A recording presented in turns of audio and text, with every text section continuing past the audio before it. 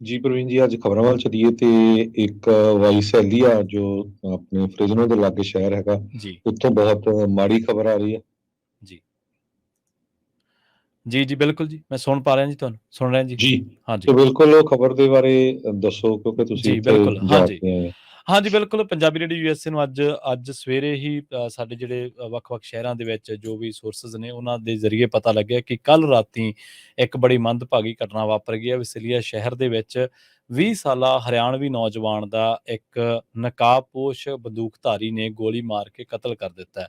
ਇਹ ਘਟਨਾ ਵਸੀਲੀਆ ਸ਼ਹਿਰ ਦੇ ਵਿੱਚ ਈਜ਼ੈਡ ਮਾਰਟ ਦੇ ਵਿੱਚ ਵਾਪਰੀ ਹੈ। ਇਸ ਮਾਰਟ ਦੇ ਵਿੱਚ ਇੱਕ ਸਟੋਰ ਨੂੰ ਹਰਿਆਣਵੀ ਮੂਲ ਦੇ ਸਾਡੇ ਜਿਹੜੇ ਭਰਾ ਨੇ, ਉਹ ਤਕਰੀਬਨ ਪਿਛਲੇ ਕਈ ਸਾਲਾਂ ਤੋਂ ਉਹਨਾਂ ਦੇ ਦੱਸਣ ਮੁਤਾਬਕ 2013 ਤੋਂ ਉਹ ਕੰਮ ਕਰਦੇ ਸੀ ਤੇ 2019 ਤੋਂ ਉਹਨਾਂ ਨੇ ਔਨ ਕੀਤਾ ਸੀ ਇਹ ਸਟੋਰ।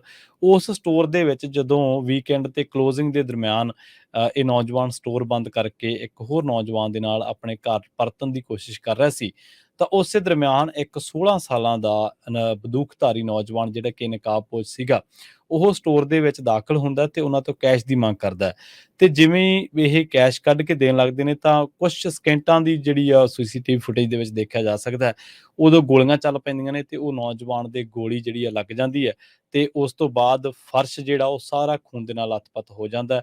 ਇਹ ਨੌਜਵਾਨ ਕੁਝ ਹੀ ਸਕਿੰਟਾਂ ਦੇ ਵਿੱਚ ਦਮ ਤੋੜ ਜਾਂਦਾ। ਉਸ ਤੋਂ ਬਾਅਦ ਉਹਦੇ ਮਾਪਿਆਂ ਨੂੰ ਪਤਾ ਜਦੋਂ ਲੱਗਦਾ ਤੇ ਉਹ ਆਉਂਦੇ ਨੇ ਭੱਜੇ ਭੱਜੇ।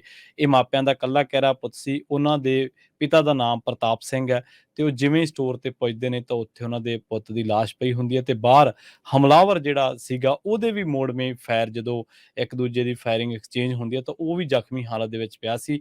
ਪਰ ਪਿਤਾ ਦਾ ਦੋਸ਼ ਹੈ, ਪ੍ਰਤਾਪ ਸਿੰਘ ਜੀ ਦਾ ਦੋਸ਼ ਹੈ ਕਿ ਪੁਲਿਸ ਨੂੰ ਮੈਂ ਬਥੇਰਾ ਕਿਹਾ ਕਿ ਮੇਰੇ ਬੱਚੇ ਨੂੰ, ਮੇਰੇ ਪੁੱਤ ਨੂੰ ਫਸਟ ਏਡ ਦੇ ਦਿਓ, ਤਾਂ ਉਹ ਕਹਿੰਦੇ ਕਿ ਉਹਨਾਂ ਨੇ ਕੋਈ ਫਸਟ ਏਡ ਨਹੀਂ ਦਿੱਤੀ। ਉਹ ਕਹਿੰਦੇ ਕਿ ਆਲਰੇਡੀ ਉਹਨਾਂ ਨੇ ਡੈਡ ਮੰਨ ਲਿਆ ਉਹਨੂੰ, ਥਾਂ ਹੀ ਮਤਲਬ ਘਟਨਾ ਸਥਾਨ ਦੇ ਉੱਤੇ ਥਾਂ ਹੀ ਉਹਨੂੰ ਮ੍ਰਿਤਕ ਐਲਾਨ ਦਿੱਤਾ ਆਪਣੀ ਤਰਫੋਂ ਹੀ, ਤੇ ਉਹਨੂੰ ਕੋਈ ਫਸਟ ਏਡ ਦੇਣ ਦੀ ਨਾ ਤਾਂ ਕੋਸ਼ਿਸ਼ ਤੇ ਨਾ ਹੀ ਜਿਹੜੀ ਹੈ ਪਹਿਲ ਕੀਤੀ ਗਈ।